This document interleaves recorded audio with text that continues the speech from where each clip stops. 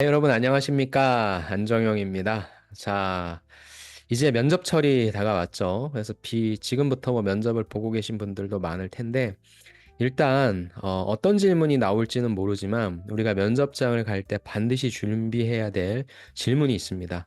그래서 제가 단연간 여러분과 함께 하면서 이런 질문은 반드시 나온다라고 하는 것들을 좀 최대한 추려봤습니다. 사실 훨씬 많은데, 그리고 여러분의 입장에서는 훨씬 더 많은 질문들을 요구하실 텐데, 그 부분은 이제 제 유튜브 채널에 다른 곳들에 좀 있으니까 그걸 좀 보시면 될 것 같고, 일단 추리고 추려서 14문항을 좀 만들었습니다. 그래서 이 14문항부터 좀 준비를 하시면 솔직히 뭐 웬만한 면접 질문에는 다 대응하실 수 있을 것 같아요. 그래서 제가 질문 보여드리고 예상 답변 그것도 좀 보여드릴 겁니다. 그리고 이 부분 같은 경우에는 여러분이 예상 답변에 대한 구조 이런 것들을 좀 참고하셔서 여러분이 만드셔도 좋고 아니면은 뭐 챗GPT한테 만들어 달라고 해도 좋고 해서 빨리빨리 답변을 좀 만드신 다음에 그걸 가지고 좀 연습을 많이 하는 그러한 면접 그 준비가 좀 됐으면 좋겠습니다. 그래서 특히나 이제 저랑 같이 컨설팅을 진행하시는 분들한테도 제가 이거 똑같은 거를 내어드리니까 그분들 같은 경우에도 이 영상을 보시고 여러분의 답변을 좀 만드시면 좋을 것 같습니다. 그리고 이게 이제 마스터가 되셨다라고 한다면 그 다음에 뭐 기출이라든지 이런 거에 좀 특이한 질문이라든지 여러분이 어려워하시는 질문이라든지 이런 부분들은 추가적으로 보완을 하시면 될 테니까 제발 제발 이 질문부터 마스터를 하시자. 그렇게 좀 말씀을 드리고 싶습니다. 여기에 이제 보시는 내용은 제가 제 블로그에 올려놓은 내용이니까 그거 참고하시면 좋을 것 같고요. 제가 블로그에다가 해당 내용은 파일화 시켜서 올려놓을 테니까 필요하신 분은 다운받으셔서 활용하셔도 좋을 것 같습니다. 자, 그래서 좀 영상이 조금은 길 것 같아요. 대신에 제가 다 이렇게 구분은 해놓을 테니까 혹시나 필요한 질문만 보실 분들은 그걸 참고해 주셔도 좋을 것 같습니다. 그럼 지금부터 시작하도록 하겠습니다. 네, 그러면 제가 준비한 필수 질문 14문항 한번 보도록 하겠습니다. 여기 나와 있는 것처럼 제가 2016년부터 이 일을 했는데 그때부터 지금까지 면접 컨설팅을 진행하니 정말 수천 건을 좀 했고요. 또한 최근까지 공공기관의 면접평가위원으로서 면접에서 반드시 물어보는 주요 기출을 바탕으로 핵심 질문을 좀 제가 추렸습니다. 그래서 뭐 사기업, 그다음에 공공기관 한번 이렇게 다 여러분이 커버하실 수 있으니까 잘 한번 봐주시기 바랍니다.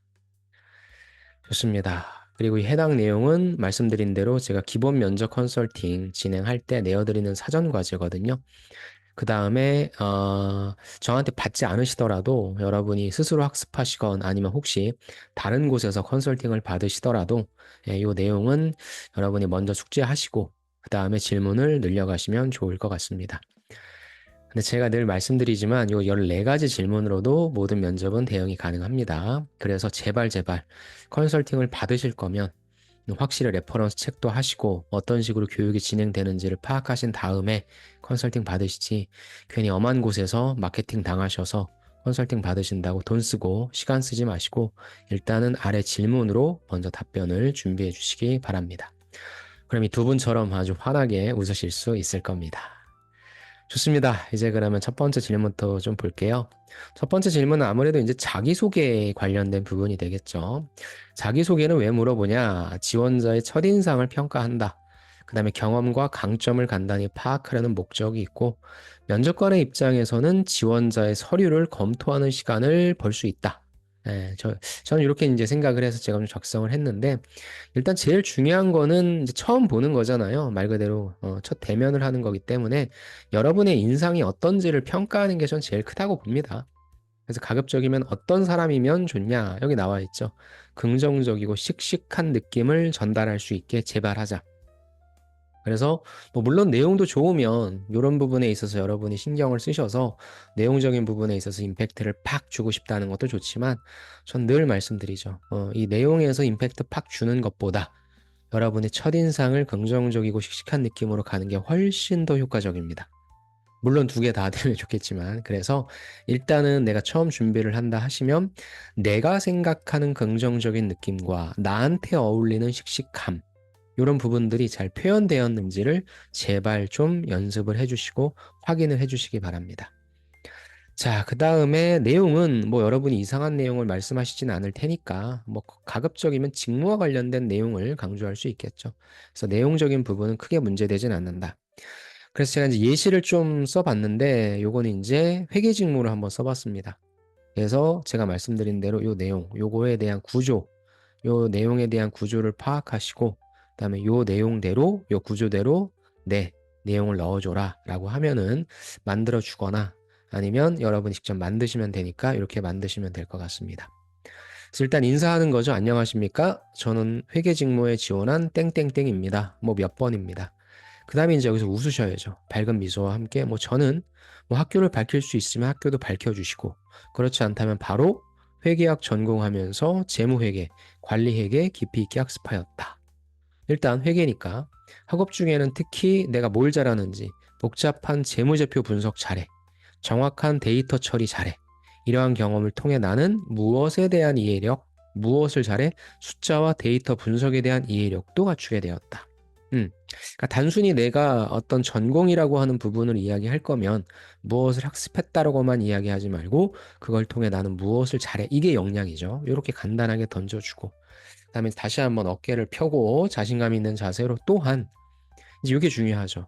내가 했던 것이 단순한 학습이 아니라 경험한 게 있다면 사실 그게 더 좋습니다. 그래서 이전에 뭐 회계 관련된 인턴십을 하거나 아니면 업무했던 분들이라고 하면 업무 경험을 통해 실제 실무에서의 회계 처리 해봤어.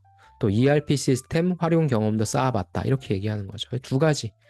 세 가지는 좀 많아요. 그래서 저는 두 가지 정도를 좀 추천드리고 이제 결론 지어야 되겠죠. 이러한 경험 바탕으로 들어가서 회사 재무 건전성 높이고 정확하고 투명한 회계 처리를 통해 신뢰를 구축하고 싶습니다. 마지막으로 감사합니다. 이렇게. 네, 그래서 보통 구조를 보면은 처음에 인사, 그 다음에 역량 하나 던지고 두 번째 역량 던지고 그다음 마지막에 클로징, 그 다음에 웃으면서 다시 한번 인사. 이런 구조다. 그래서 여러분들 가장 버전 1입니다. 뭐 되게 잘했다 이런 자기소개가 아니라 가장 무난한 자기소개부터 스타트를 한번 해보시기 바랍니다. 자, 2번은 이제 지원 동기죠. 그렇다면은 왜 우리 회사에 지원했나요? 사실 이제 지원 동기인데 왜 우리 회사라고 해서 조금 어떤 지원 동기를 먼저 말하는 것이 좋을까? 이런 생각을 좀 해주시면 좋죠. 질문 의도는 첫 번째는 회사에 대한 이해도, 그죠? 그다음 왜 지원했는가? 그다음에 뭐 지원자가 회사와 직무에 대해서 얼마나 연구했는지. 그래서 이 부분은 뭐 회사를 중점적으로 해야 된다 하셔도 좋고 직무를 중점적으로 해도 된다 하셔도 좋습니다. 만약에 여러분이 회사를 먼저 던지면 왜 우리 그럼 이 직무냐? 직무를 먼저 던지면 왜 우리 회사는 이렇게 나올 테니까 일단 그래서 저는 뭐 반반 이렇게 만드셔도 좋고요. 그래서 일단 답변 전략은 뭐 회사의 업적이 제일 좋겠죠. 근데 정할 말이 없으면 잘 모르겠으면 뭐 비전. 그다음 제일 중요한 게 이거죠. 그럼 들어가서 내가 무엇을 해줄 수 있는지 이것 때문에 뽑는 거니까 회사의 업적이 좋아서 회사의 비전이 창창해서 지원한다는 건 말도 안 되죠. 좋은 업적을 좋은 업적을 내가 더 좋게 만들어주기 위해서 창창한 비전을 내가 더 빨리 달성해주기 위해서 나를 뽑는 거니까. 그리고 이제 여기서 이제 기업 분석적인 내용이 나오는데 요거 관련된 내용은 뒷단에도 나오니까 일단 기본적인 지원 동기를 만들어 보자입니다. 그래서 이 부분은 또 많이 지원하시는 공정기술을 한번 가봤습니다. 삼성전자 공정기술인데요. 이렇게 대답을 한번 해보는 거죠.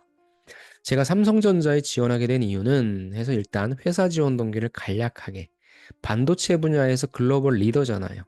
특히나 최근 요 사례를 갖다 집어넣어주고 이런 혁신적인 성과를 이뤄낸 것을 보며 깊은 인상을 받았어. 이러한 성과는 니네가 계속적으로 발전하고 있음을 보여주잖아. 라고 해서 일단 회사에 관련된 내용을 툭 던지고 대신에 여기에 가장 최근의 정보를 던져주시고 이걸 어떤 의미가 있는지에 대한 의미 부여. 그 다음 중요한 게 뭡니까? 그럼 나는 왜 지원했냐? 내 직무 지원 동기죠. 나는 이전에 경험한 거나 학습한 거 이런 걸 통해서 니네 회사가 지금 열어놓은 공정기술 관련된 전문 지식 쌓아왔다. 똑같죠, 자기소개랑. 이러한 기술을 바탕으로 니네 회사 들어가서 무엇에 기여할 수 있다고 확신하기 때문이다. 라는 거죠. 특히나 삼성전자가 추구하는 여기 비전이 나오는 거죠. 앞으로 삼성전자가 어떤 방향으로 가고자 하는 곳에 내가 갖고 있는 기술과 열정이 잘 어울리잖아. 이를 통해서 요거죠. 니네 회사의 지속적인 성장에 실질적인 공헌을 하고 싶기 때문에 지원했다. 사실 지원 동기의 제일 쉬운 답변은 뭔지 아세요? 내가 이 일을 가장 잘할 수 있기 때문에 지원했다. 이게 제일 좋아요. 그럼 왜 우리 회사야? 니네 회사가 가장 성장을 할 것 같아서 지원했다. 기존의 성장을 보여주고 있고 성장을 할 것 같아서. 아주 심플합니다. 그래서 너무 어렵게 생각하지 마시고 일단 제가 여기서 보여드리는 것은 회사 지원 동기, 직무 지원 동기 이렇게. 그래서 이것도 회사 지원 동기, 직무 지원 동기 포부긴 한데 조심하셔야 될 거는 회사 지원 동기 말씀하실 때 여기서만 끝나면 안 되죠. 니네 회사가 계속적으로 발전하고 있으니까 지원한다가 아니라 발전하고 있는 걸 내가 실질적으로 기여할 수 있기 때문에 이렇게 맞춰주시는 게 좋고 직무 지원 동기는 내가 왜 반도체를 하고 싶었던가 사실 그것도 중요한데 더 중요한 건 뭐예요? 그럼 그 이후에 나는 무엇을 했는가? 그렇게도 생각할 수 있으니까 이 두 가지 내용으로 일단 50대 50으로 만드시고 조금 더 우리 회사에 대해서 이야기해 주세요라는 내용에 대비해서 만드시고 추가적으로 그 다음에 직무에 대한 부분은 당연히 뭐 했냐라고 물어본다면 그건 직무 역량과 많이 준비한 경험 질문으로 끌고 갈 수 있기 때문에 그렇게만 해주시면 됩니다. 일단 50대 50으로 만드시자. 이렇게 말씀드리고 싶습니다. 자, 이제 3번이죠. 이거 같은 경우에는 질문이 우리 회사의 제품, 서비스에 대해 아는 대로 설명해 보세요. 보통 이공계보다는 인문계분들 지원하는 영업, 마케팅, 산업 자체가 사용할 수 있는 금융, 유통 이런 쪽이죠.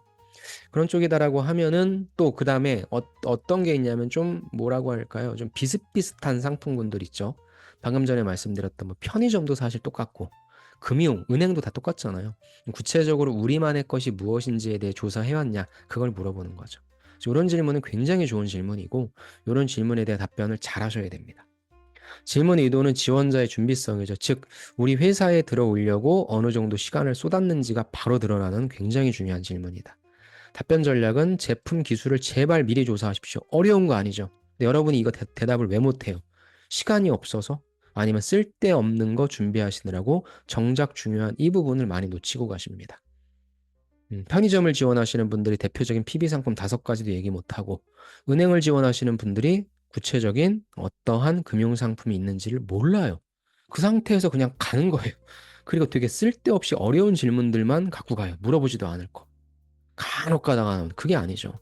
내가 들어가는 회사가 어떤 제품을 만드는지 어떤 브랜드들이 있는지를 당연히 알고 가셔야죠. 이거에 대해서 훨씬 더 많은 관심이 있다. 좋습니다. 그리고 요걸 얘기한 다음에 내 지원 직무랑 어떻게 연결되는지까지 설명해주면 너무 좋겠죠. 이게 센스 있게 대답을 잘하는 거죠. 그 다음에 내가 판단했을 때 니네의 경쟁력이나 시장에서의 위치 강해? 더 강하게 만들어줄게. 약해? 이렇게 보완해줄게.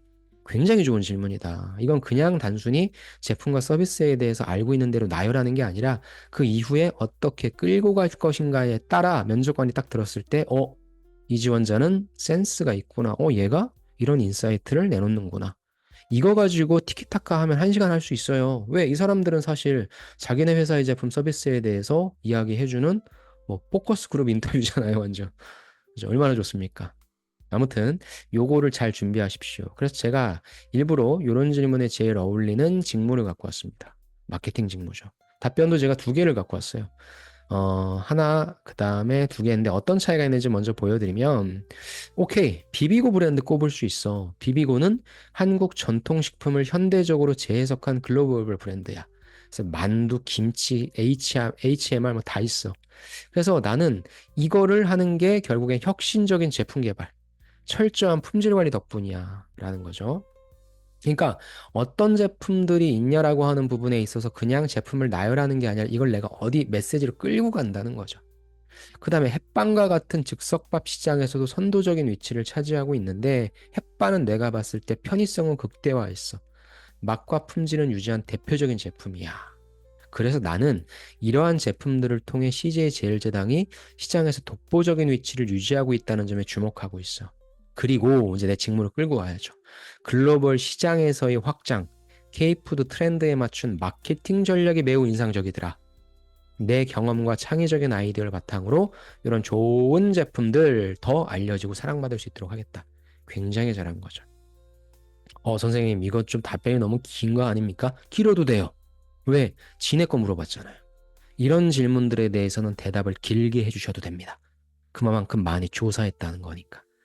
여기서 브랜드들을, 제품들을 막 나열하지 않았죠. 그거보다 더 중요한 것은 이 브랜드 제시와 함께 어떤 의미, 브랜드 지시와 함께 어떤 의미, 그리고 이걸 내 직무로 끌고 들어오는 거죠. 그래요? 그럼 어떤 마케팅 전략이 인상적이었어요? 라는 질문을 당연히 받겠죠. 나는 역시 마케팅적으로 내 직무 쪽으로 분석할 수 있는 거죠. 이 사람들이 무슨 질문을 할 수 있게끔 끌고 가자. 이 전략입니다. 두 번째는 뭐냐? 또 다른 식으로 대답하는 거죠. CJ 제일제당의 대표적인 제품 중 하나인 비비고는 글로벌 시장에서 전통식품을 현대적으로 재해석한 브랜드야. 그런데 더 좋은 건 뭐예요? 경쟁사랑 비교했을 때. 왜? 난 마케팅이야. 늘 내가 할 것은 경쟁사 조사, 소비자 조사, 그 다음에 우리 제품 자사 전략 조사죠. 경쟁사 대비 무엇이 좋다라고 하면 뭐예요? 역시 포커싱이 여기로 가는 거예요. 비비고라는 제품을 알고 있니 없니가 아니라 해당 제품에 대한 마케팅적인 인사이트를 얘기하는 거잖아요. 이게 잘하는 거라니까요. 내가 봤을 때 비비고 만두가 더 얇아, 쫄깃해, 속재로 차별화되어 있어. 그래서 사랑받지 않을까? 햇반도 본다면 경쟁사 제품과 비교했을 때, 야, 우리 품질 끝내주잖아. 보존 기술 끝내주잖아. 그래서 자연스러운 맛과 향을 유지하면서 장기 보관 가능하잖아. 그럼 마케팅적인 측면에 있어서 어차피 밥맛을 잘 모른다라고 한다면 이런 부분에 대해서도 내가 마케팅적으로 어필할 수 있잖아. 그런 거죠.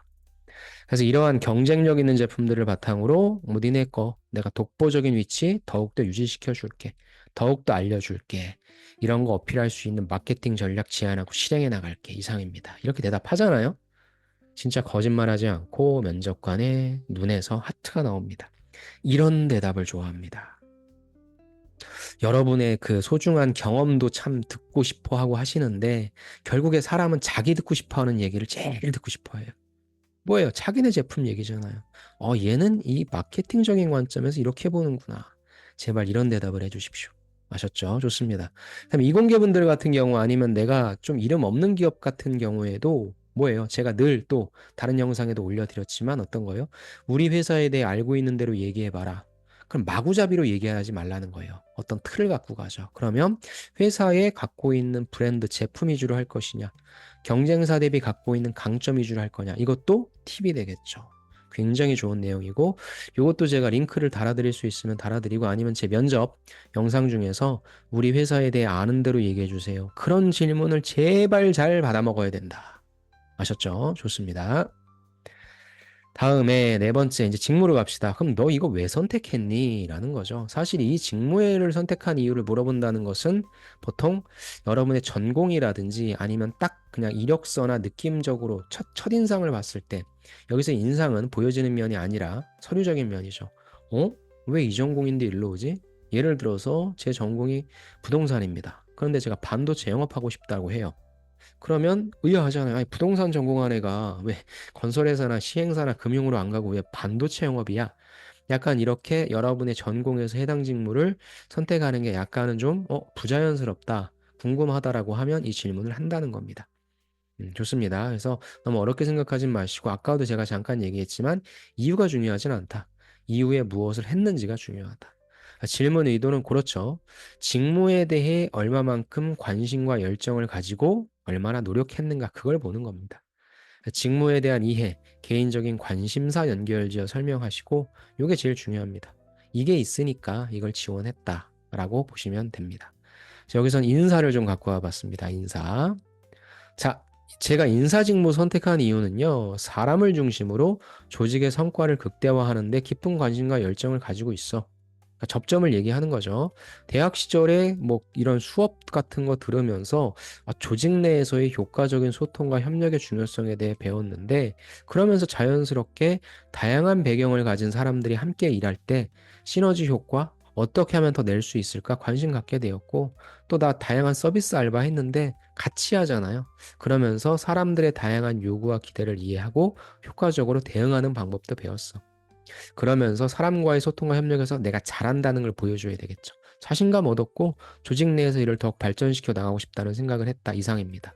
그러니까 여기서 뭐예요? 실제 인사적인 부분에 있어서의 딱 직접적인 연관성은 없어요. 근데 그래도 되죠. 왜 선택했냐고 물어봤으니까. 그러면 사람들과 함께하는 수업을 들었고 사람들과 함께하는 실제 경험을 했더니 이거 내가 잘할 수 있을 것 같아. 그래서 지원했다. 그 다음에 이후에 그러면 뭐 인사 관련해서 교육도 받았고 인사 관련해서 인턴도 했고 이렇게 끌고 나가면 되니까. 그래서 이 부분은 제가 이렇게 만든 이유는 뭐냐면 여러분이 해당 직무를 왜 지원했냐라고 하는 거에 엄청난 연관성을 부여하려고 애쓰시더라고요. 그렇지 않아도 돼요. 만약에 있다면은 당연히 그렇게 하는 게 좋겠지만 없다라고 하면 인사가 하는 일이 다양한 사람들과 함께 지지고 볶는 거니까 지지고 볶았던 그 경험을 이야기해 주시면 됩니다. 더 중요한 건 뭐냐? 그 이후에 얼마만큼 적합한 구체적인 경험을 했는지 그 단으로 가는 거니까.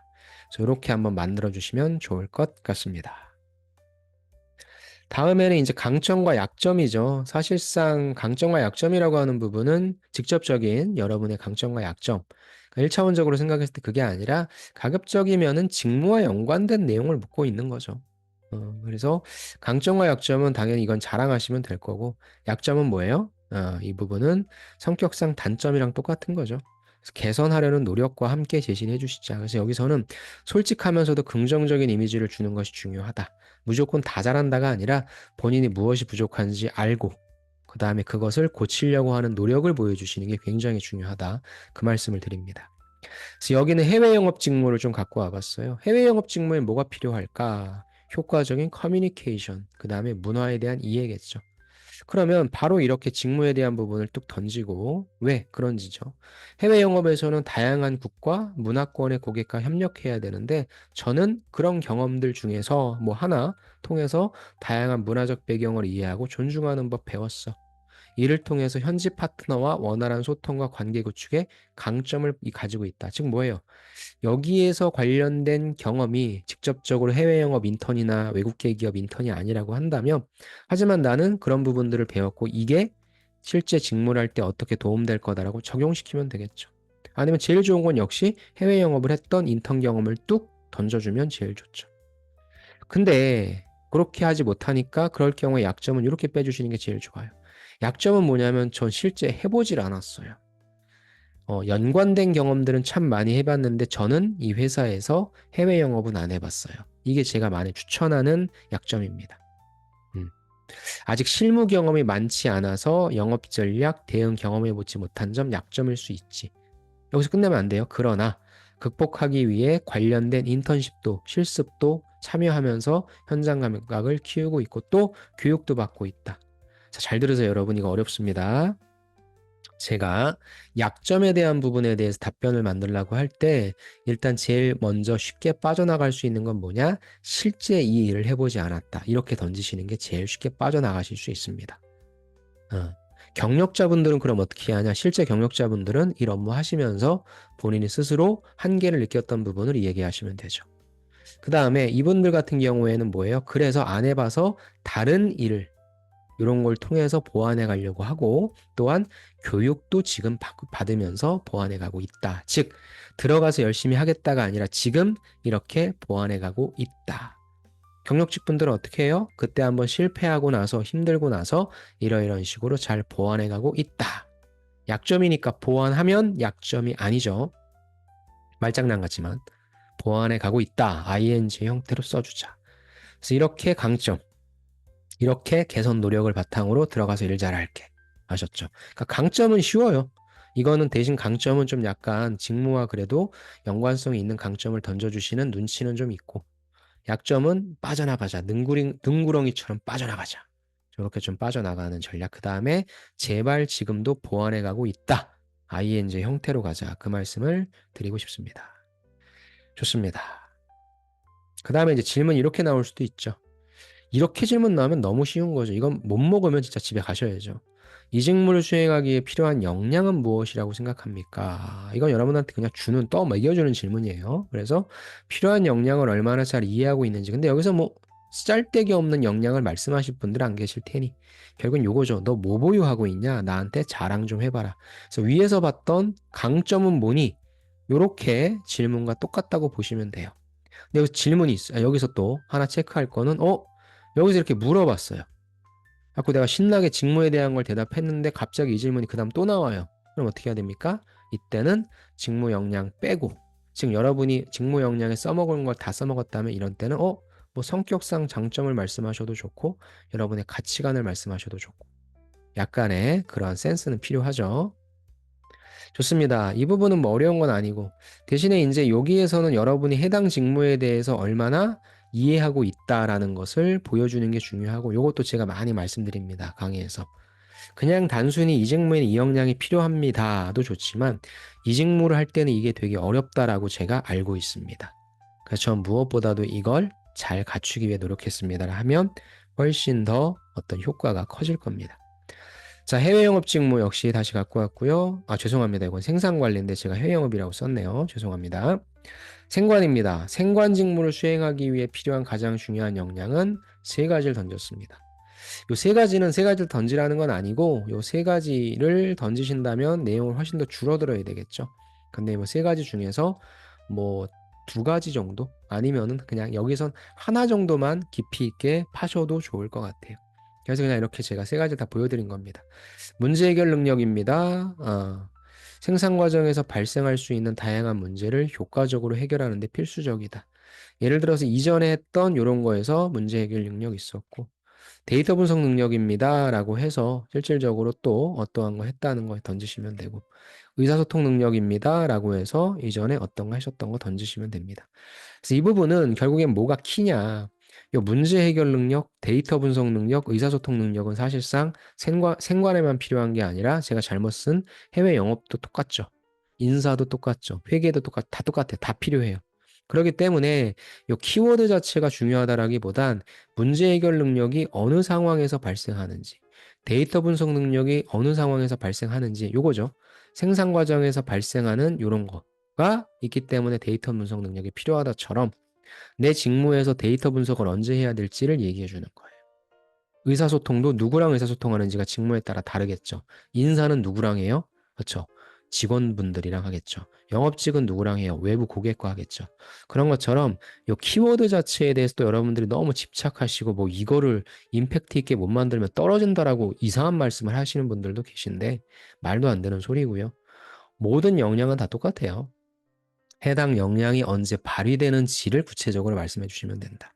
그래서 여기서 너무 욕심내지 마시고 그냥 저는 한 가지 정도. 그러니까 여러분들이 어찌됐건 요게 중요한 게 아니라 이걸 뒷받침하고 있는 나의 소재가 중요하니까 해당 소재가 직접적으로 연결된 부분들을 뭐 1순위, 2순위, 3순위로 매겨서 그 부분을 어필해 주시면 좋을 것 같습니다. 그래서 이건 내용이 어렵지 않고 가장 여러분에게 있어서의 어떤 핵심적인 소재가 무엇인지에 대한 순위를 좀 매겨보자. 그렇게 좀 말씀을 드리고 싶습니다. 마지막에는 이러한 역량을 바탕으로 일을 잘하겠다라고 해주시면 될 것 같고요. 좋습니다. 그래서 요거는 또 일단은 많이 만들어 놓으세요. 최대한. 좋습니다. 그 다음에 이제 경험으로 간다면 요 질문도 꼭 하죠. 어려움을 극복한 경험을 말해봐라. 이것도 질문이 되게 친절한 거죠. 어떻게 또 질문 나옵니까? 살면서 가장 힘들었던 경험이 뭐냐? 이런 거죠. 그래서 결국에는 여기는 어려움을 극복한 거를 물어봤기 때문에 당연히 문제 해결이 나오지만 힘들었던 것만 물어보더라도 힘들었던 것만 대답하는 게 아니라 극복한 것까지 말씀해 주셔야 되죠. 좋습니다. 그래서 여기서 이제 여러분의 스타, 자기소개서 때 많이 작성하셨던 스타가 이제 나옵니다. 그래서 결국엔 구체적인 행동과 성과를 강조하는 것이 중요하고 경험 말씀하실 때는 저는 요거 꼭 많이 강조하는데 열정적으로 좀 보여줄 수 있게 비언어적인 모습도 전달하셨으면 좋겠어요. 자, 직무는 제가 영업관리를 갖고 왔습니다. 자, 과거 대형마트에서 덜 알려진 제품의 판촉 알바였어요. 저는 업무에 대한 이해도가 없어서 첫 주부터 매출은 저조하겠죠. 그래서 정신적 스트레스를 많이 받았어요. 하지만 책임감을 갖고 극복하기 위해 진열 위치 재조정했고 장점을 잘 설명하는 스크립트 작성했고요. 또한 시식 행사하면서 유도했다. 세 가지 한 거죠. 그러면 재조정했다, 스크립트 작성했다, 관심 유도했다. 그래서 매출이 급격히 상승했고 목표는 초과 달성할 수 있었다. 그리고 저는 이걸 바탕으로 기획력과 실행력도 키울 수 있었다. 어찌됐건 성공 스토리. 그러면 내가 그걸 어떻게 성공했는지에 대한 내용, 분량이 제일 많아야 된다. 좋습니다. 이렇게 한번 던지시는 거. 그래서 역시 뭐가 중요합니까? 그럼 어려움을 진짜 극복하신 경험이 있으실 거예요. 근데 그게 뭐가 중요합니까? 평가자한테. 일도 관심 없어요. 가급적이면 직무에 대한 핵심 소재를 말씀해 주시죠. 그래서 조금 어려운데 잘 한번 판단해 보시면 그럼 내가 윗단에서 뭐 만들었어요? 뭐 만들었죠. 그러면 요 뭐뭐뭐 만든 것은 역량 위주로 만들었죠. 근데 이 경험은 뭐예요? 중간에 있어서의 어려움이라고 하는 트러블로 만들었죠. 근데 이것도 마지막에 뭐가 나옵니까? 역량이 나오죠. 그 말은 무슨 말입니까? 위에 역량 위주로 준비한 나의 경험이나 내가 이러한 어떤 관점으로 준비한 나의 경험이나 결론은 똑같은 경험이다. 그래서 여기에다 예를 들어서 제가 뭐예요? 데이터 분석 능력해서 이렇게 했다는 것을 이 데이터 분석하는 게 되게 힘들었지. 데이터를 찾아내는 것도 힘들었고 데이터를 처리하는 것도 힘들었다 하면 그게 뭐예요? 어려움을 극복한 경험이 되겠죠. 이해되세요? 그래서 결국엔 이 질문, 저 질문 제가 계속 말씀드리는 게 뭐 질문 하나의 답변이 아니에요. 경험들을 잘 정리해 놓으시면 요거는 경험으로 물어보면 요거 대답하면 될 것이고 이걸 만약에 나한테 직무 역량이 뭐냐라고 물어보면 거꾸로 직무 역량부터 이야기해 주면 되겠구나. 이런 눈치를 챙기시면 됩니다. 그럼 면접 답변을 만드는 게 어렵지 않아요. 근데 이거는 이거대로 따로 만들고 이거는 이거대로 따로 만든다? 그러지 마세요. 결국 경험 하나를 만들어 놓고 질문이 이렇게 들어오면 요렇게 대답을 해주고 질문이 너 여기에 필요한 영업관리 직무에 필요한 핵심 역량이 뭐라고 생각해?라면 예, 저는요 기획력과 실행력이라고 생각해요. 그랬던 경험이 있습니다. 거꾸로 대답을 해주시면 되겠죠. 좋습니다. 그리고 또 하나 인생에서 이러한 페이크에 걸리지 마십시오. 여러분 인생사 관심 있다 없다? 없다. 좋습니다. 다음에 실패한 경험 많이 물어보죠. 실제 자소서에도 많이 물어보고 있습니다. 실패를 왜 물어봅니까? 결국에 무엇을 배웠는지를 물어보는 거죠. 실패를 제발 인정하십시오. 무엇을 배웠는지 강조해 주시고 성장의 기회로 전환하는 능력을 보여주는 것이 중요하고요. 이것도 스킬인데 실패 경험 없으신 분들 있죠? 그럼 제가 늘 말씀드리는 게 뭐냐면 중간에 실패했다고 해라. 중간에. 그럼 되잖아요. 그죠? 실패했는데 보완에 성공했다. 아주 좋죠. 그래서 여기는 이제 은행으로 갑니다. 금융 영업인데요. 대학 시절에 은행 서포터즈로 활동했어요. 당시에 팀을 이끌고 새로운 금융상품을 홍보하는 캠페인을 했는데 우리가 목표 고객층을 명확하게 설정하지 못해서 성과를 내지 못했다. 그래서 캠페인 종료한 다음에 야, 우리가 목표 고객층이 아닌 희한하게 다른 사람들한테만 접근했음을 깨달았구나. 그래서 저는 고객 분석의 중요성을 느꼈고 결국에 이걸 실무에 적용하는 것이 중요하다는 걸 깨달았다. 그럼 여기서 끝낼 거냐? 결국 전 성공했다로 좀 만들어주면 좋을 것 같아요. 이후 마케팅과 세분화 관련된 공부를 더하며 니즈에 맞춘 접근 방식 익혔고 그래서 다음에서는 성공할 수 있었다. 그래서 실패는 여러분이 이런 대학 시절 은행 서포터즈 경험이 되게 귀한 거죠. 하지만 누구나가 다 할 수는 있죠. 그런 거 이런 정도의 수준이면은 중간에 실패했고 성공했다로 해주시는 게 좋고 그게 아닌 좀 약간 특별한 경험이다 하면 그 자체의 실패 경험을 말씀해 주셔도 좋긴 합니다. 하지만 일단 1차적으로 만들 때는 이렇게 만드시자. 무엇을 했는데 실패했고 그를 다시 적용해서 성공했다. 이렇게 가자. 그렇게 좀 말씀을 드리고 싶습니다. 자, 그 다음에 이제 또 물어보는 경험 중에 갈등 경험이죠. 팀에서 갈등이 있었을 때 어떻게 해결했나요? 라고 물어볼 수도 있고요. 갈등 상황이 발생하면 어떻게 대처하십니까? 라고 할 수 있습니다. 대처합니다. 어떻게 대처하냐면 피합니다. 이러면 안 되겠죠. 그래서 여러분이 적극적으로 해결하려고 하는지에 대한 여부를 말씀해 주시면 되는데 사실 이것도 너무 뻔해요, 구조가. 그래서 뭘 조심하셔야 되냐면 진짜 여러분이 답변하시면서 제가 이제 또 지은 말인데 트러블 솔루셔너 뭐예요? 여러분이 갈등을 해결하는 사람인지 아니면 갈등을 유발하는 사람인지에 대한 느낌을 전달하는 게 되게 중요합니다. 그래서 이게 굉장히 중요합니다. 면접장에서도 면접관과 소통되는 모습 보여주기 뭐예요? 여러분한테 스트레스성 질문을 한다거나 이해가 안 돼서 조금 더 세부적인 질문을, 즉 압박 질문을 할 때 소통이 안 되는 분이 있어요. 주눅 드는 분도 계시고 화를 내시는 분도 있습니다. 이게 어떻게 보면 면접관과의 갈등이죠. 의견 차이니까. 그럴 때 과거에는 그렇게 갈등을 해결 잘하셨다는 분이 실제 면접관이라는 소통이 전혀 안 됩니다. 그래서 저는 그렇게 얘기합니다. 네, 잘 들었습니다. 그런데 지금 저랑 소통이 잘 된다고 생각하세요? 그 질문을 받으면 빨리 알아채셔야 돼요. 절대 면접은 내가 이야기를 들려주고 보여주면서 들려주고 있기 때문에 과거에 어쩌고 저쩌고 잘했다만 이야기하시는 게 중요하지 않아요. 지금은 그런 모습 왜 안 보여주는데. 예, 이래서 비언어가 중요한 겁니다. 자, 생관을 다시 한번 좀 갖고 와봤습니다. 자, 갈등이 뭐냐? 팀 프로젝트에서 생산 공정 최적화하자. 그런데 팀 내에서 야, 공정을 개선하려면 이렇게 해야 된다, 저렇게 해야 된다 의견이 크게 갈렸어요. 조금 더 구체적으로 어떤 사람들은 효율성, 어떤 사람들은 품질. 그래서 당연히 프로젝트는 지연되고 갈등이 심화됐죠. 그럼 나 해결해야 되잖아요. 나는 어떻게 했다? 각각의 의견을 경청했다. 그 다음에 우려는 무엇인지, 제안은 무엇인지 명확히 이해하는 데 중점을 두었고, 그 다음에 다시 모든 팀원이 참여하는 회의를 주도했다. 그래서 각각의 장단점을 객관적으로 분석했다. 그래서 변증법이 되네요. 두 가지 접근 방식을 모두 반영한 혼합 전략을 제안했고, 결국엔 합의를 도출할 수 있었다. 내가 갈등을 해결하기 위해서 했던 행동이 구체적으로 나와야 되겠죠. 그땐 프로젝트는 성공했고, 신뢰 협력 강화됐고. 그래서 나라는 사람은 이 갈등에 대해서는 가장 마지막에 뭐가 나와야 되냐? 효과적으로 의사소통할 수 있어. 협력적인 해결책을 찾는 사람이다. 그러니 나를 뽑아라. 갈등 상황이 해결됐다라고 하는 걸 보여주는 것도 중요한데 결국엔 너는 그러면 어떻게 갈등을 해결하는데에 대한 나만의 갈등 해결하는 나만의 솔루션 요걸 제시를 해주셔야 됩니다. 더 중요한 건 뭐다? 면접관과 소통되는 모습을 보여주시는 게 굉장히 중요합니다.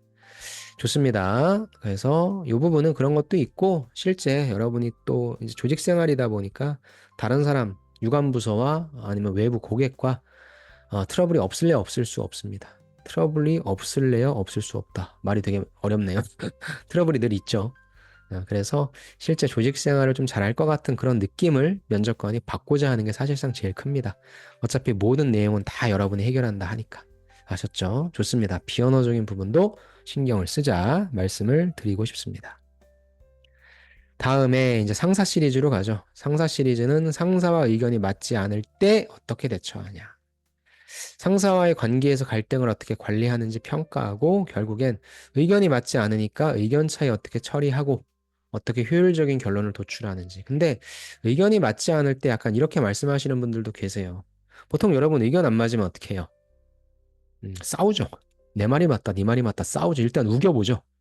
근데 이게 상사로 가면은 뭐라고 합니까?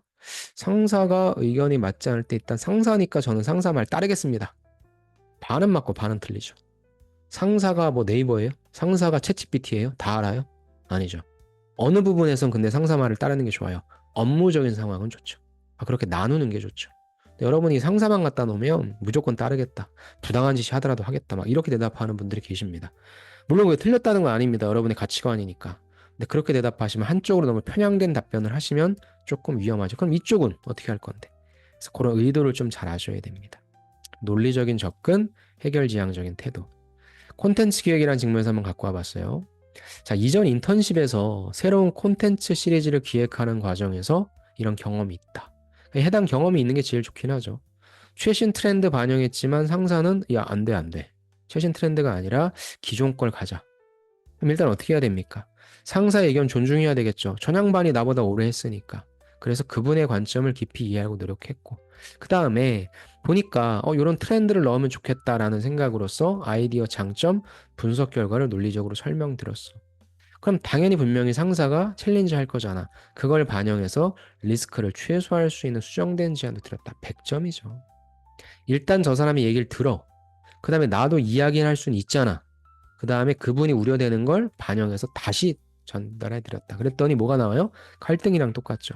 절충한 시안 선택했고 성공적이 되었다. 그래서 상사가 이렇게 의견이 맞지 않을 때 저는요, 소통과 협력의 자세를 유지하여 가장 최적의 답을 내도록 하겠습니다. 이렇게 하셔도 됩니다. 특히 누구? 경험이 있으신 분들은. 근데 그게 아니라면 아까 제가 말씀드린 것처럼 요거는 여러분이 안정형의 상황 면접 치시면 기가 막힌 강의가 나옵니다.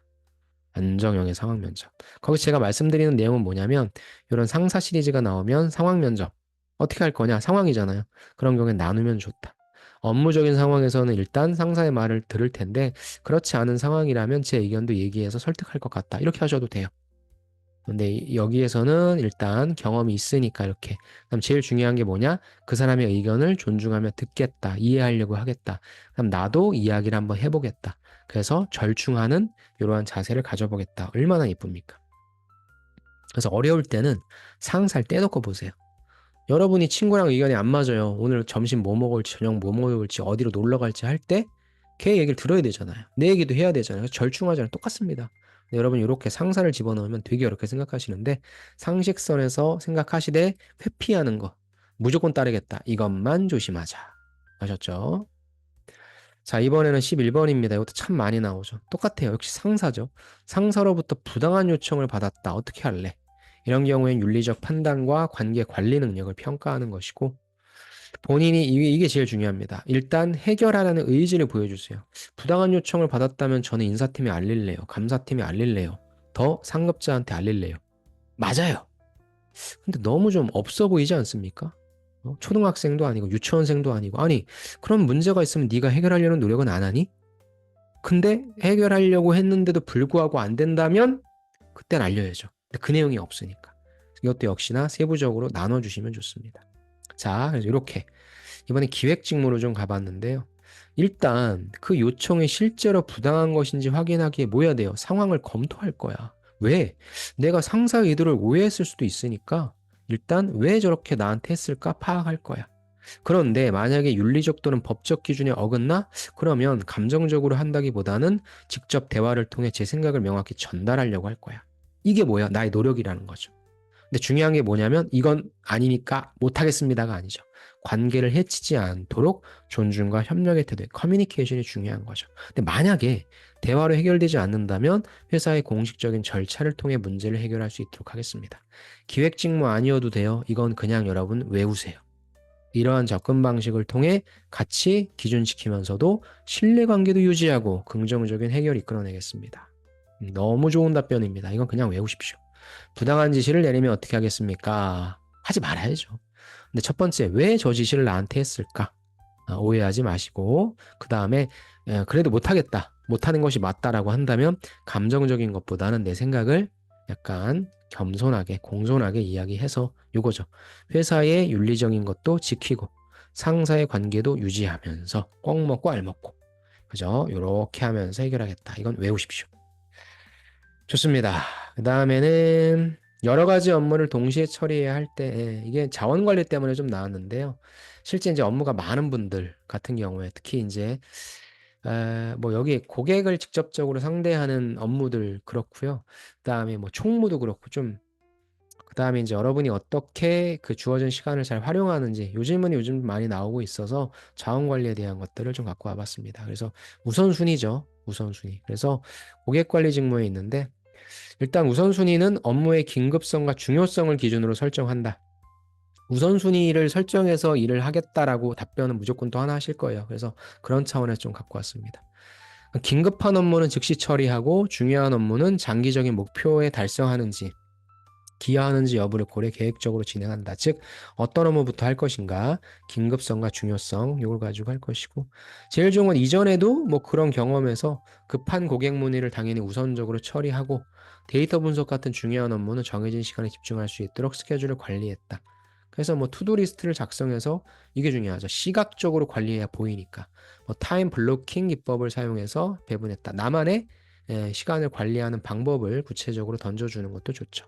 이러한 방식을 통해 모든 업무를 놓치지 않고 효율적으로 처리할 수 있었다. 하겠다. 이렇게 이해하시면 되죠. 그래서 우선순위 관련해서 이 질문. 만약에 갑자기 일이 몰릴 때 어떻게 할 거냐. 최근에 면접 보고 오신 분도 이 질문을 받았다고 하시더라고요. 그럴 때는 우선순위가 정답이긴 한데 그럼 평가자가 궁금해하는 건 우선순위를 어떻게 매길 것인지. 예. 그 여러분의 경험이 있으면 그렇게 매기셨던 사례를 얘기해 주시면 될 것 같습니다.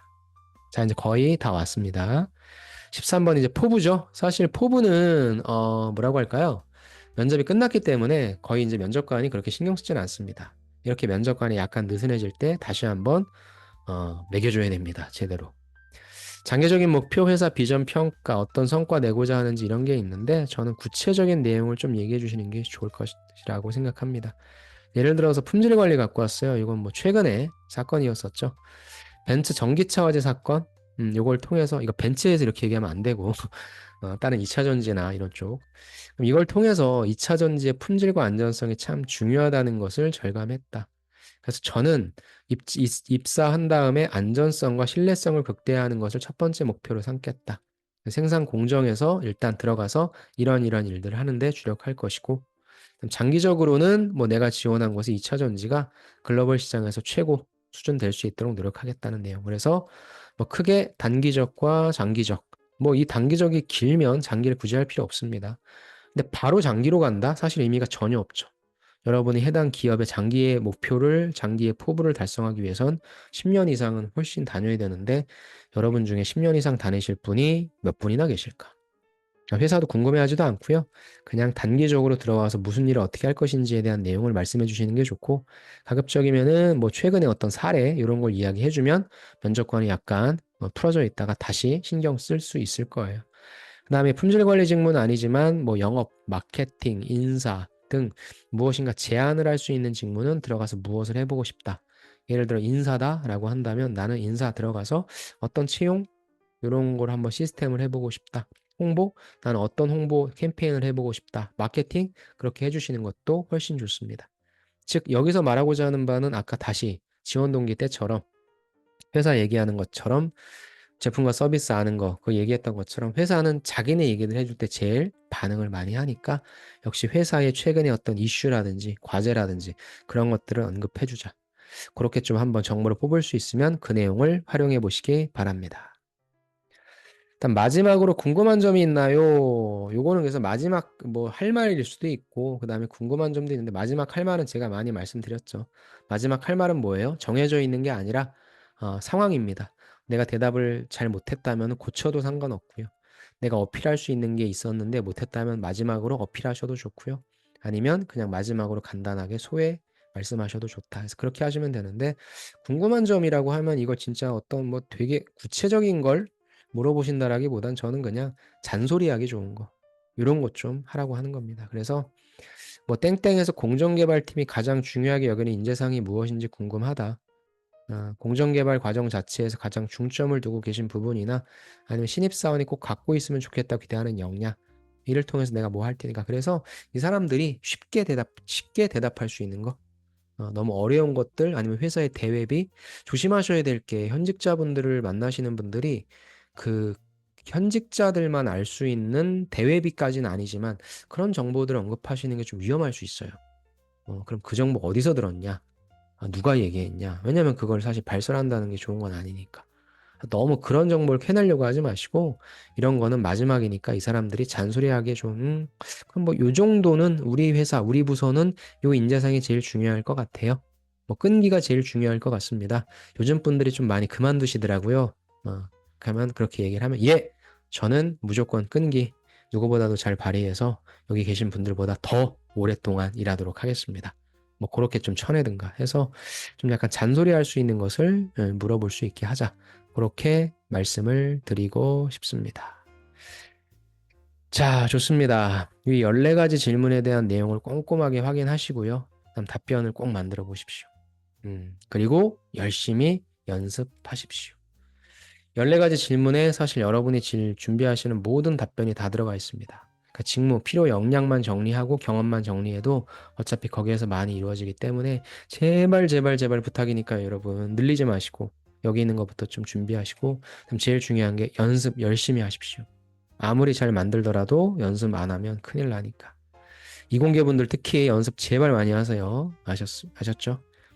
그래서 요거 같은 경우에는 LG전자 합격자라고 해서 나왔는데, 예. 무슨 말이냐면은, 요걸 좀 많이 강조했었어요. 사실 뭐 여러분의 면접 답변이 얼마나 좀 차별화되고 그렇다기보다는 여러분이 전달해주는 어떤 느낌, 이런 게 좀 훨씬 더 중요하다고 봅니다. 그래서 답변을 제가 만나보면 뭐 답변을 이상하게 만들었다는 경우는 뭐 거의 없습니다. 다 맞습니다. 여러분들의 생각이니까.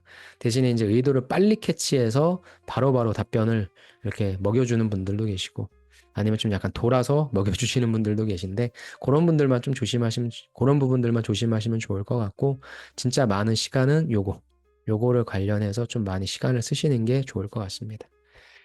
좋습니다. 그래서 이분 같은 경우에 잘 합격을 하셨고요. 뭐 이런 분들이 한두 분은 아니죠. 아무튼 제가 일단은 면접 영상을 이렇게 올려드릴 테니까 이거 블로그에 제가 링크 더보기에 달아놓을 테니까 보시고 참고해 주시기 바랍니다. 그리고 요거는 제가 빨리 파일로 만들어서 여러분이 다운받으실 수 있게 해드릴 테니까 그렇게 활용해 보시기 바랍니다. 네, 그러면은 수고 많으셨고요. 이제 클로징 하도록 하겠습니다. 네, 어떠셨어요, 여러분? 좀 질문이 좀 적은 것 같으면서도 또 막상 준비하려고 하니까 굉장히 많다고 느끼실 겁니다. 제가 초반에 말씀드렸지만 해당 질문만 여기에 저랑 같이 하신 질문만이라도 제대로 익히신다라고 하면 솔직히 웬만한 면접 질문들, 즉 질문이 바뀐 다른 파생된 질문들에도 충분히 대응하실 수 있을 거예요. 그러니까 좀 안타까운 게 그냥 A라는 질문엔 뭐 A 다시라는 답변을 달달 외우시는 분들이 계세요. 특히나 우리 이공계 분들. 근데 그건 좋은 전략이기도 한데 사실상 효율성이 떨어지는 전략이기도 합니다. 그래서 이 질문을 도대체 나한테 왜 할까를 생각하시고 그 다음에 답변을 떠올리실 땐 다른 걸 떠올리신다라기보단 여러분이 저와 함께 하신 이 14가지 내용 안에서 떠올리셔서 거기에 맞게 맞춤식으로 대답하는 그리고 혹시나 이 영상을 복습용으로 아니면 좀 늦게 보셨던 분들은 내 대답에서 어느 부분을 조금 더 수정하면 보완하면 좋을 것 같구나. 이렇게도 좀 파악해 주시고 제일 중요한 부분은 비언어입니다. 여러분의 면접 답변이 뭐 사실 그렇게 크게 잘못된 건 없기 때문에 비언어적인 부분에 있어서 나는 어떤 표정을 지을 것인가, 어떠한 말투로 이야기할 것인가, 어떠한 성량으로 내가 말을 할 것인가, 이 부분도 꼭 신경 써주시기 바랍니다. 자, 열심히 하셨으니까 꼭 합격하실 거라고 저는 믿습니다. 아무튼 여러분들의 취업 건승을 응원하며 제 영상은 여기서 마치겠습니다. 꼭 원하시는 곳에 합격하시기 바랍니다. 네, 감사합니다.